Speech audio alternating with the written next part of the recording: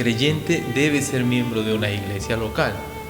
En la práctica vamos a notar estamos notando que ese era el comportamiento de los creyentes en el Nuevo Testamento, es decir, cuando inició la iglesia, cuando empezó este tiempo de la iglesia, la forma de comportarse de los creyentes era agruparse en iglesias locales, y que las iglesias locales no eran grupos desorganizados, sino tenían sus pastores, con el tiempo sus diáconos, y en un primer momento también los apóstoles. Tomaban decisiones, se organizaban y hacían diferentes temas como iglesia. Eran identificables, distinguibles de otros grupos, ¿no? De Israel, de los gentiles, eran diferentes. Entonces, vamos a mirar en algunos pasajes. Estamos en este punto de cuál era la práctica de los creyentes cuando se arrepentían. Digo esto porque puede pasar que algunos de nosotros, algunos de vosotros, todavía no se hacen miembros de una iglesia local. Quizás quieren evitarse problemas, luchas, dificultades, quizás no se entiende o no ha habido una enseñanza en cuanto al patrón bíblico. Y algunos también podrían tener esta doctrina de que no, yo soy del Señor, yo pertenezco a Él, y no, yo sirvo a Dios en mi casa. También puede haber eso, ¿no? Escucho el mensaje por la televisión, sirvo a Dios en mi casa, ya no necesito pues de una iglesia local, ¿no? Y nos volvemos así, ¿no? Ermitaños, lejos de la voluntad de Dios. Así que vamos a considerar en esta clase la práctica primeramente, y luego la necesidad, la teología, digamos así. ¿Por qué yo necesito ser miembro de una iglesia? ¿Ya? ¿Por qué yo necesito ser miembro de una iglesia? Pero primero vamos a mirar la práctica, cómo se comportaban los primeros cristianos. Gracias a Dios tenemos a un médico historiador llamado Lucas, que pasó mucho tiempo con el apóstol Pablo, y él nos ha dejado, como era historiador, bien detallado cómo eran las prácticas de los primeros creyentes. Hechos capítulo 2, versículo 41. Así que los que recibieron su palabra fueron bautizados, y se añadieron aquel día como 3,000 personas. ¿Se añadieron a dónde? A un grupo ya existente. Miren por favor Hechos 1:12 al 15. Hechos 1:12 al 15 dice: entonces volvieron a Jerusalén desde el monte que se llama del Olivar, el cual está cerca de Jerusalén, camino de un día de reposo, y entrados subieron al aposento alto donde moraban Pedro, Jacobo, Juan, Andrés, Felipe, Tomás, Bartolomé, Mateo, Jacobo, hijo de Alfeo, Simón el celote, y Judas, hermano de Jacobo. Todos estos perseveraban unánimes en oración y ruego con las mujeres y con María, la madre de Jesús, y con sus hermanos. En aquellos días Pedro se levantó en medio de los hermanos, y los reunidos eran como 120 en número. Entonces, en este primer grupito se ve que eran 120, según Hechos 2:41, según Hechos 2:1, el texto que sigue, Hechos 2:1, cuando llegó el día de Pentecostés, estaban todos unánimes juntos. ¿Quiénes eran estos todos? ¿Quiénes eran estos todos? Los discípulos. Los discípulos estaban todos unánimes juntos, ¿no? Entonces, los 120, y en Hechos 2:41 dice que se añadieron a estos 120 estas 3,000 personas. 3,000 personas. Hubo un proceso, ¿verdad? Fueron bautizados y se añadieron ese día como 3,000 personas. Más abajo, en Hechos 2, del 42 al 47, se nos dice algunas características de este grupo que se había formado. Dice, Hechos 2, 42 al 47. Perseveraban en la doctrina de los apóstoles, en la comunión unos con otros, en el partimiento del pan, en las oraciones. Sobrevino temor a toda persona, y muchas maravillas y señales eran hechas por los apóstoles. Y todos los que habían creído estaban juntos y tenían en común todas las cosas. Vendían sus propiedades, sus bienes, y los repartían todos según la necesidad de cada uno. Perseverando unánimes cada día en el templo, partiendo el pan en las casas, comían juntos con alegría y sencillez de corazón, alabando a Dios y teniendo favor con todo el pueblo. Y el Señor añadía cada día a la iglesia a los que habían de ser salvos. Algunas características de este grupo. perseveraban en la doctrina de los apóstoles. Los apóstoles llevaban el liderazgo y también llevaban la parte de la instrucción. Un grupo nuevo necesitaba instrucción, necesitaba formación, necesitaba bases, y la iglesia está edificada sobre el fundamento de los apóstoles. Así que ellos estaban ahí en presencia, vivos ahí físicamente, y daban pues las instrucciones de parte de Dios. Hoy en día también nos siguen dando sus instrucciones en el Nuevo Testamento. La comunión unos con otros, el partimiento del pan, las oraciones. Muchas maravillas eran hechas por los apóstoles. Versículo 44, estaban todos, estaban juntos, tenían en común todas las cosas. Nos dice una práctica nueva que había, ¿no? Vendían sus cosas y las repartían entre todos. Versículo 46, perseveraban unánimes cada día en el templo, en las casas, comían juntos con alegría y sencillez del corazón. Y al final del versículo 47, miren por favor lo que dice: alabando a Dios y teniendo favor con todo el pueblo, dice, y el Señor añadía cada día a la iglesia los que habían de ser salvos. Ya, esos 120, luego los 3120, luego de Pentecostés, ya se identifica el grupo. ¿Cómo se llamaba ese grupo según el texto? La iglesia. Y Dios seguía añadiendo a este grupo nuevo que se estaba formando los que habían de ser salvos. Entonces vemos un grupo nuevo, un grupo distinguible. En Hechos 4:4, se dice otro número, dice, pero muchos de los que habían oído la palabra creyeron, y el número de los varones era como 5,000. Si los varones eran 5,000, para hacer más o menos una cuenta con las damas, y que a veces son más las damas, ¿verdad? Más o menos eran más de 10,000 personas. Entonces imagínense, se podían contar. No es que los creyentes se convirtieron y cada uno se quedó por su lado, se fueron por allí, por allá. No es así. Lo que se ve en esta práctica es que la tendencia fue que todos se empezaron a agrupar, a formar el grupo grande. Y en algún momento ese grupo era tan distinguible que se podía contar, se podía medir. O sea, era un grupo que se podía distinguir de otros, ¿no? Ya, muy bien. Incluso ellos seguramente tenían su cuenta, ¿no? Por su lista, ¿no? Porque ¿cómo sabían que habían 5,000 varones? Seguramente tenían una lista, ¿no? Debían tenerlo, algo así, ¿no? Y a eso voy, o sea que no es que los creyentes se convirtieron y se perdieron o estuvieron años y años por ahí y en algún momento, ¡pum!, Dios los alumbró y se hicieron miembros de la iglesia. No es así. Desde el momento en que se convirtieron, ellos participaron del cuerpo de Cristo, participaron de la iglesia local de Jerusalén allí. Hechos capítulo 4, versículos 32 al 37, nos dice más detalles de cómo era este grupo y cómo estaban liderados por los apóstoles. Y la multitud de los que habían creído era de un corazón, de un alma. Ninguno decía ser suyo propio nada de lo que poseía, sino que tenían en común todas las cosas. Y con gran poder los apóstoles daban testimonio de la resurrección del Señor Jesús, y abundante gracia era sobre todos ellos.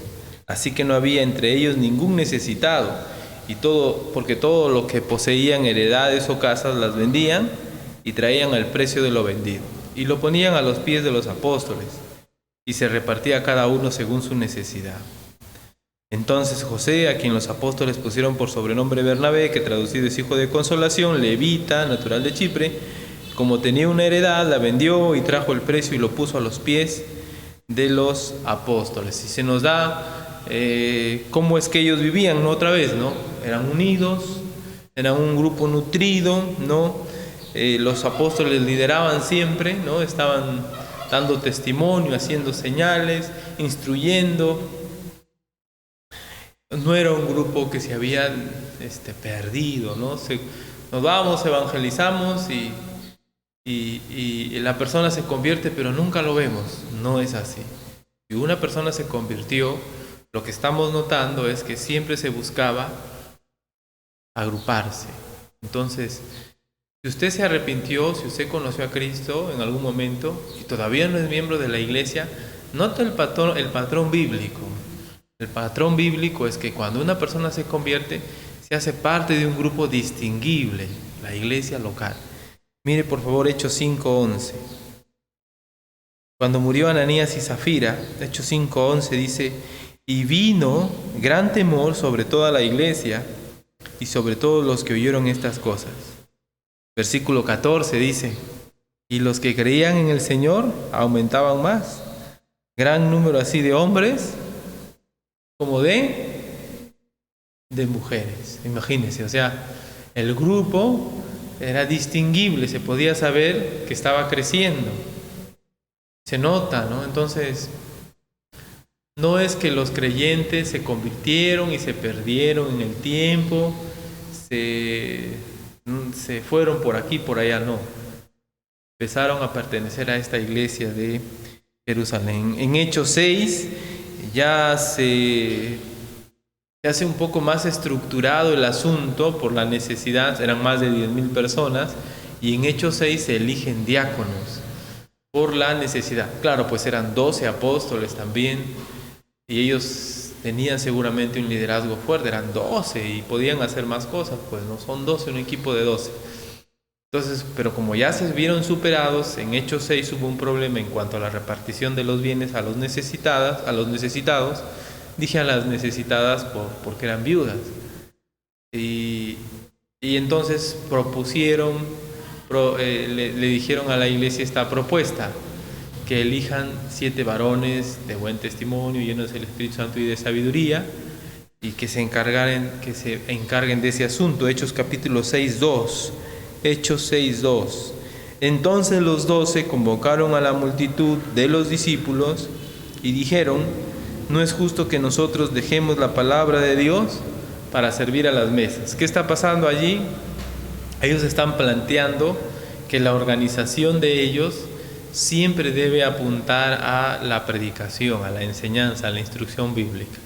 Y si hay algo que esté estorbando la predicación, la enseñanza, la instrucción bíblica, esa organización debe mejorar, debe cambiar. En el caso de ellos, lo que se necesitaba era personas que descarguen el trabajo a los apóstoles para que ellos puedan ocuparse en su labor primordial.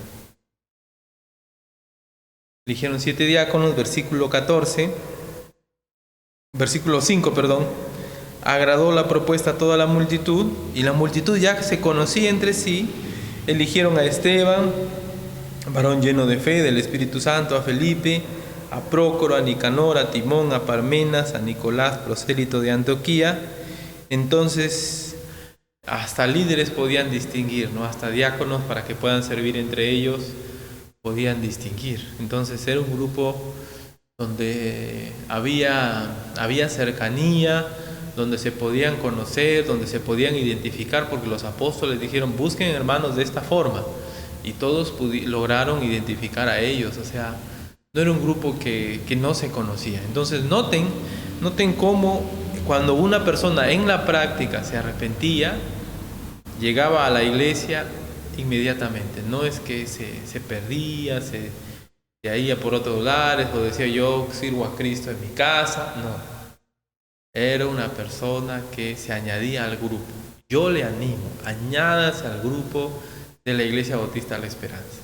Tome la decisión de pertenecer a este cuerpo. Es muy importante. Sigamos, Hechos capítulo 8, versículos del 1 al 4. Hechos 8, versos del 1 al 4. Y Saulo consentía en su muerte. Y en aquel día hubo una gran persecución contra la iglesia que estaba en Jerusalén. Y todos fueron esparcidos por las tierras de Judea y de Samaria, salvo los apóstoles. Hombres piadosos llevaron a enterrar a Esteban e hicieron gran llanto sobre él. Saulo asolaba la iglesia y, entrando casa por casa, arrastraba a hombres y a mujeres y los entregaba en la cárcel. Pero los que fueron esparcidos iban por todas partes anunciando el evangelio. ¿Dónde estaba la iglesia concentrada? En Jerusalén, ¿verdad? ¿Y quién llegó a intervenir ahí? Un hombre llamado Saulo. Y Saulo dice, asolaba la iglesia. ¿Qué significa asolar? Destruir, derribar, hacer añicos. Pablo era determinado en esta tarea. Pero después de haber matado a Esteban, versículo 4 nos dice algo importante. Los que fueron esparcidos iban por todas partes anunciando ¿qué? El evangelio, ¿ya? Se fueron predicando por todas partes, es decir, huyendo de Jerusalén, iban por las aldeas, por los alrededores, por otros pueblos, predicando el evangelio. Versículo 25 del capítulo 8. Hubo una conversión en Samaria, si no mal recuerdo, y fue ahí Pedro, los apóstoles. Pero en Hechos 8:25 nos dice un detalle: y habiendo ellos testificado y hablando la palabra de Dios, se volvieron a Jerusalén, y en muchas poblaciones de los samaritanos anunciaron el evangelio. Ya no estaban solo en Jerusalén, sino seguían anunciando el evangelio ya en Samaria y en otras regiones. ¿Y qué dice Hechos 9:31? Miren Hechos 9:31. ¿Qué pasó con esos cristianos? Porque seguramente habían convertidos en esas predicaciones. Cuando se fueron huyendo, fueron corriendo de Saulo, empezaron a predicar por todos lados. ¿Y qué pasó con esos cristianos? Versículo 31. Entonces, ¿qué dice? Las iglesias tenían paz. Eso es cuando Saulo se convirtió. Pero no dice la iglesia en Jerusalén, sino las iglesias. Sigue, por toda Judea, Galilea y Samaria, y eran edificadas andando en el temor del Señor, y se acrecentaban fortalecidas por el Espíritu Santo. Cuando dice las iglesias, evidentemente se refiere a grupos locales. Claro, porque iglesia hay una, pues, ¿no? El cuerpo de Cristo. Pero físicamente hablando, la gente que se congrega, que forma parte de un cuerpo, de un grupo, es una iglesia local. Por ejemplo, la iglesia de Jerusalén era una iglesia local. La iglesia que estaba en Judea era una iglesia local. La iglesia que estaba en Galilea, otra iglesia, y así. Y todas esas iglesias, todos esos creyentes no quedaron desperdigados, por ahí disgregados, por todo lado, sino que se agruparon en grupos locales, en congregaciones locales. Si usted no conoce a Cristo y usted está con esa inquietud de buscar a Dios, de entregarse al Señor de todo corazón, de pedirle perdón por sus pecados, de arrepentirse, el siguiente paso es buscar una iglesia donde usted pueda pertenecer, una iglesia donde se predique la palabra de Dios, una iglesia que esté sobre el fundamento de los apóstoles, sobre la principal piedra del ángulo que es Cristo, donde usted escucha, donde usted entiende que están predicando el evangelio, la palabra de Dios sobre todo. Porque hay muchos grupos hoy en día, ¿no? Pero yo creo que también hay mucho engaño. Así que debemos ser cuidadosos, pero no hay opción. No es que usted se convierta y dice, bueno, me quedo aquí, miro por la televisión los mensajes y me evito problemas, porque no debe ser así. Usted debe ser miembro de una iglesia local. Vemos eso, ¿no? Ya no solo había iglesia en Jerusalén, sino que aquellos que habían sido evangelizados en otros lugares, zonas aledañas, zonas cercanas, se agrupaban en iglesias locales. Hechos capítulo 11, versículo 19, note lo que dice. Hechos 11, 19 al 23. Ahora bien, los que habían sido esparcidos por causa de la persecución que hubo con motivo de Esteban, pasaron hasta Fenicia, Chipre y Antioquía, no hablando a nadie la palabra, sino solo a los judíos. Pero había entre ellos unos varones de Chipre y de Cirene, los cuales, cuando entraron en Antioquía, hablaron también a los griegos, anunciando el evangelio del Señor Jesús. Y la mano del Señor estaba con ellos, y gran número creyó y se convirtió al Señor. Y llegó la noticia de estas cosas a oídos de la iglesia que estaba en Jerusalén, y enviaron a Bernabé que fuese a Antioquía. Y cuando llegó y vio la gracia de Dios, se regocijó, y exhortó a todos a que con propósito de corazón permaneciesen fieles al Señor. Bueno, hasta este pasaje se nos dice que la gente, a causa de la persecución, había predicado en todo el territorio de Israel, ¿no? Pero cuando ya habla aquí Antioquía, significa que salieron ya de Israel, como decir, estábamos en Perú y salieron para el Ecuador, algo así. La persecución los hizo huir fuera de su país, fuera de su tierra, y ahora estaban predicando a gente de otra nación. Y este pueblo, por ejemplo, gente de Antioquía. Versículo 19, pasaron hasta Fenicia, Chipre y Antioquía, ¿no? Versículo 19 dice eso. Entonces, versículo 21 dice, y la mano del Señor estaba con ellos, y gran número creyó y se convirtió al Señor. Ahora, ese número, ¿qué pasó en este nuevo lugar? Se separó, se perdió, se hizo... sí, se ha evangelizado a 1000 y no se los ve. No, ese grupo, noten lo que dice Hechos 13:1-3. Bueno, en el mismo texto llegó Bernabé, versículo 23 dice, cuando llegó y vio la gracia de Dios, se regocijó y exhortó a todos a que con propósito de corazón permaneciesen fieles al Señor. Entonces, Bernabé encontró un grupo. Capítulo 13 de Hechos, versículo 1-3.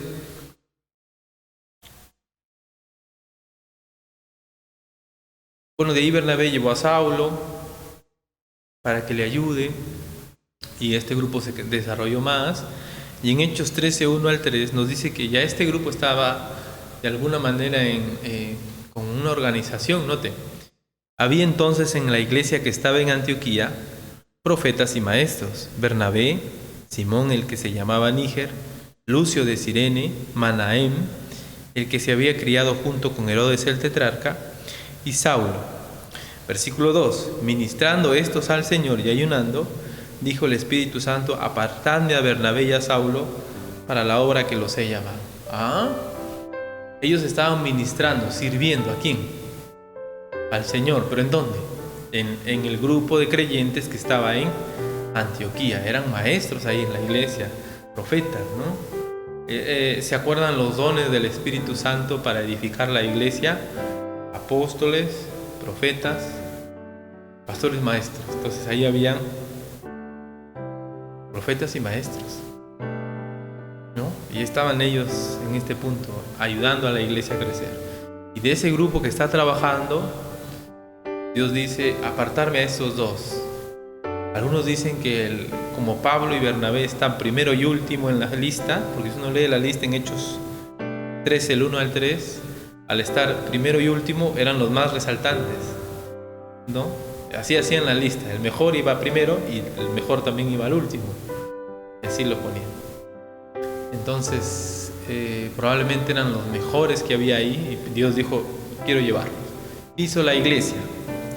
Versículo 2, ministrando estos al Señor y ayunando, dijo el Espíritu Santo, apartadme a Bernabé y a Saulo para la obra que los he llamado. Versículo 5, habiendo ayunado y orado, les impusieron las manos y los despidieron. La iglesia ahora ya no solamente es un grupo que está reunido y repartiendo los bienes, sino ahora se ve que es un grupo que comisiona, es decir, que envía a misioneros en este caso.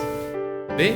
Ya tiene una organización más grande, es decir, la iglesia no es un grupo donde cada quien hace lo que bien le parece, sino la iglesia es un grupo organizado con sus líderes, con sus maestros, en este tiempo con sus pastores, en ese tiempo era con profetas, con apóstoles, pero es una iglesia que está organizada, que trata de discernir la voluntad de Dios. Capítulo 14, versículo 24, luego de su viaje misionero, Pablo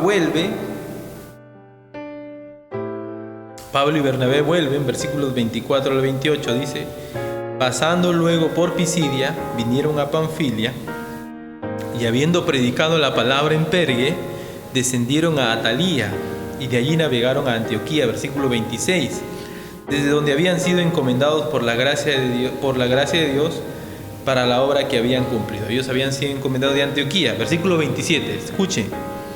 Ya habiendo llegado y reunido, ¿a quién? A la iglesia.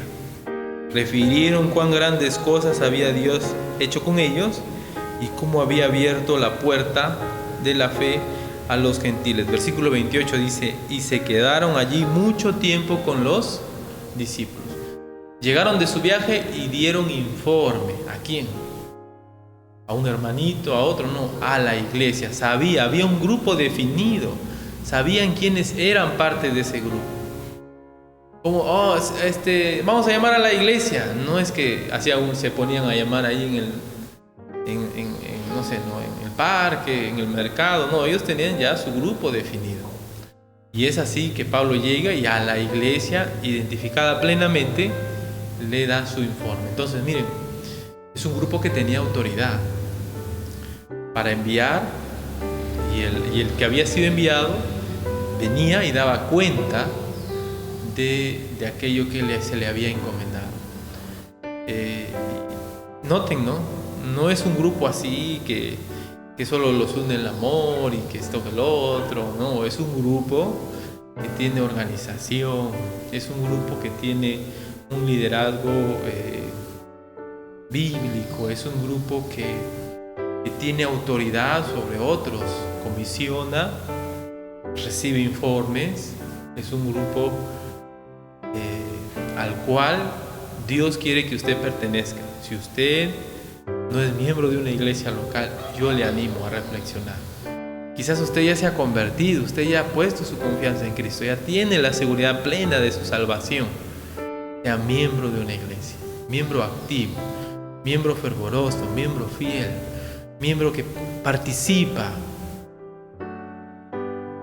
miembro que no se aleja de la iglesia local. Anímese, ponga en su mente este tema. Vamos a seguir hablando de esto más de un ratito, después del tiempo de niños, en el tiempo del culto. Así que dejémoslo allí y luego continuaremos viendo la práctica. Estamos en la parte de ver la práctica de los creyentes. La práctica de los creyentes. Cómo es que en el Nuevo Testamento, por práctica, todavía no vemos la necesidad. O sea, lo que la Biblia nos dice, ¿por qué necesitamos ser miembros? Estamos viendo cómo es que se hacía la iglesia, ¿no? Vamos a orar. Gracias te damos, Señor, por tu palabra. Sabemos, Señor, que nuestra tendencia siempre es pecaminosa y debemos luchar contra ella. Que tu voluntad es ser activos en una congregación. Que tu voluntad es estar sujetos a un liderazgo. Que tu voluntad es gozarnos, Señor, en tu palabra, pero no solos en nuestra casa, sino en el grupo. En este tiempo es un poco complicado por el COVID, pero nuestro anhelo, nuestro deseo de ser parte de una iglesia local debe estar vivo, debe estar fuerte, debe estar latiendo y tomar todo el cuidado. Voy a crecer en una iglesia local, voy a ser miembro de esta iglesia local. O quizás algunos hermanos se han enfriado en su vida espiritual y no están viendo este tema con mucha importancia. Tú quieres que los creyentes estén agrupados en iglesias locales y que trabajemos juntos, que nos esforcemos. Quita, Señor, de nosotros alguna cosa que no nos deja ver tu voluntad. Gracias, Señor, te doy por este tiempo. En el nombre de Jesús, nuestro Salvador. Amén.